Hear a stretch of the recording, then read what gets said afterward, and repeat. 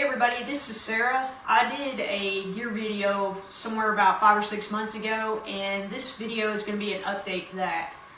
I've hiked about 550 miles of the Appalachian Trail through section hiking. I've also done some hiking out in Glacier and in Yellowstone, and most of those hikes though have been somewhere between 2 and 4 nights usually, and then I've had a few 5 nights. Recently, May 1st, that first week of May this year, my husband Shane and I did a section hike on the Appalachian Trail going from Pinefield Gap in the Shenandoahs up to Harper's Ferry.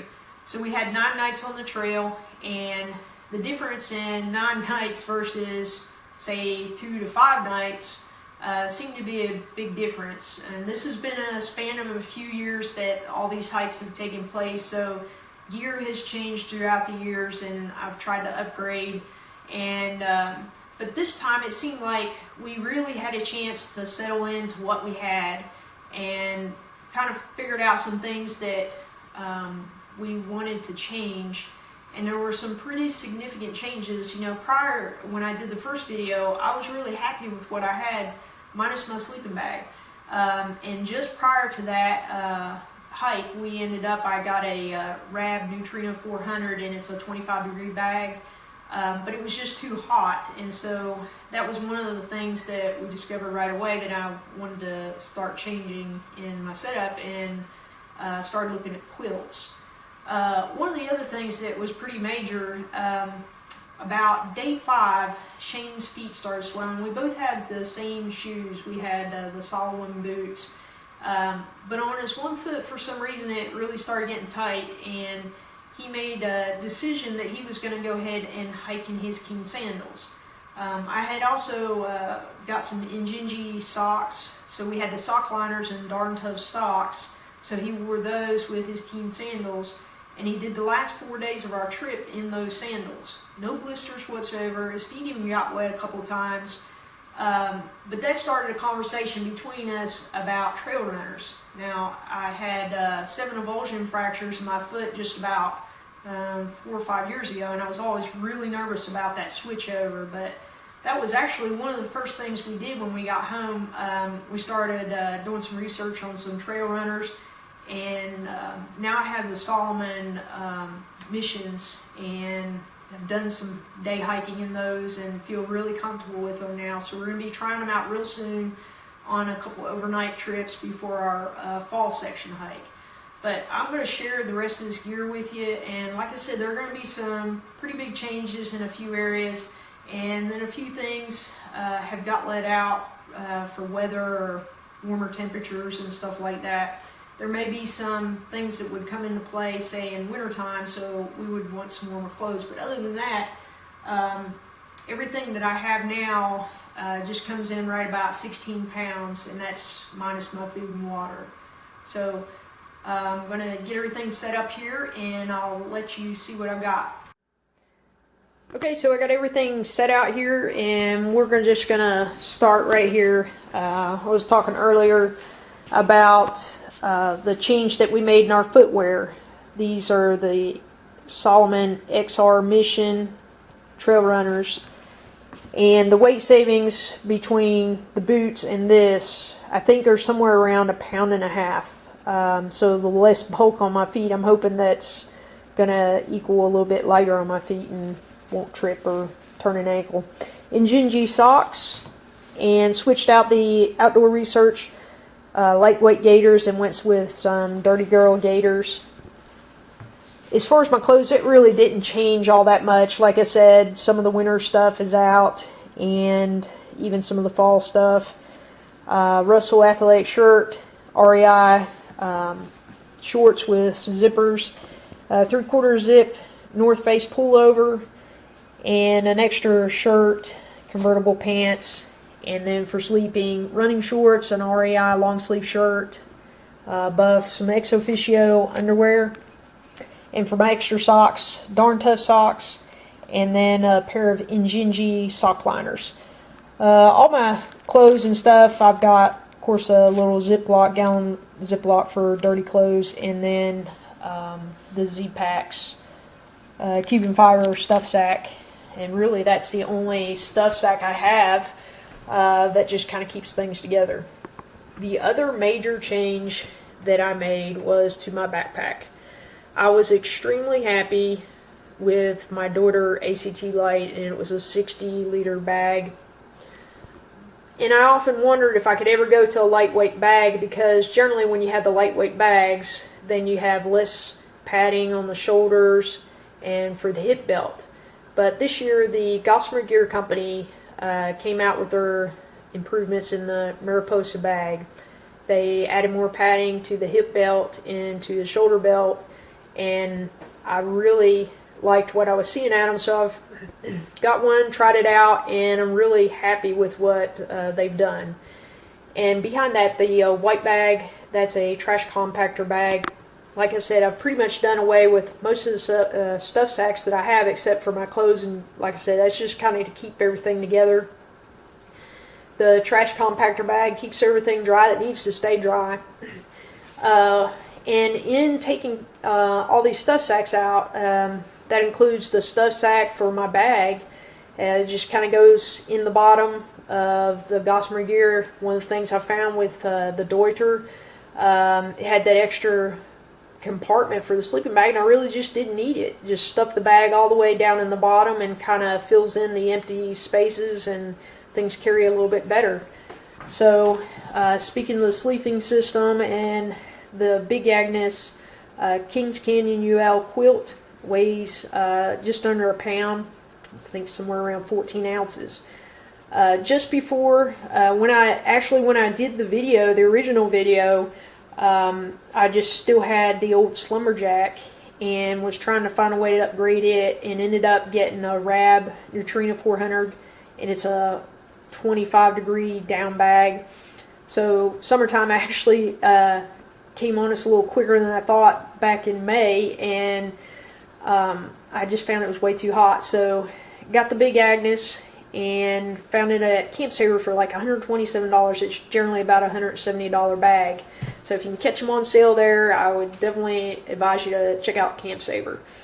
So the other changes I made in my sleep system, I had the Thermarest Neo Air, and the difference in that and this is the REI air rail, and there's a little bit of weight difference in it, but for the things I swapped out, the 2-pound bag, I really don't have a difference in the sleeping system weight that I have now versus before. And the reason I switched is because this bag, or this pad is like 25 inches wide, and I'm primarily a back sleeper, so when I go to sleep, my hands are across my abdomen, and whenever I would start to go to sleep and relax, then my arms would end up off the mat, and it was just uncomfortable. So the air rails kind of keep me in place and keep me in position, and I stay pretty comfortable all night. The other thing that I switched out, my pillow. The Cocoon pillow was extra satiny, pretty comfortable, but I got tired of chasing that thing around. Ended up getting this large Sea to Summit Aeros pillow, and like I said, the little bit of changes I made, I really didn't end up with any more weight difference. Still carrying my Marmot Pre-Sip, minus the pants. Maybe in the wintertime I'd carry something like that, and like I said, I'll probably be carrying extra weight as far as extra clothes, and also a jacket. So if I'm on a solo hike, I still got my Copper Spur UL1, but since my husband and I are hiking more and more together now, we went ahead and got a REI Quarter Dome 3. We're going to be bringing a new dog along with us, so the three of us are going to fit into that nicely. We used the Quarter Dome in the Shenandoahs and tried it out, and it did a wonderful job. So we split the weight, and so I'm carrying a piece of Tyvek for the ground cloth, and then carrying the poles and the stakes. So we split the weight, and it's right around 1.5 pounds. I think it's what we're both carrying. He carries the tent body and the fly. Still carrying the Z-Seat. And the changes that I made in my kitchen, we had the Sea to Summit bowls with the lids, and I had made koozies for it. And the problem that we ran into, because we do dehydrate some of our meals when we would put it in to rehydrate, the lid wasn't staying on really good, and it was causing a mess.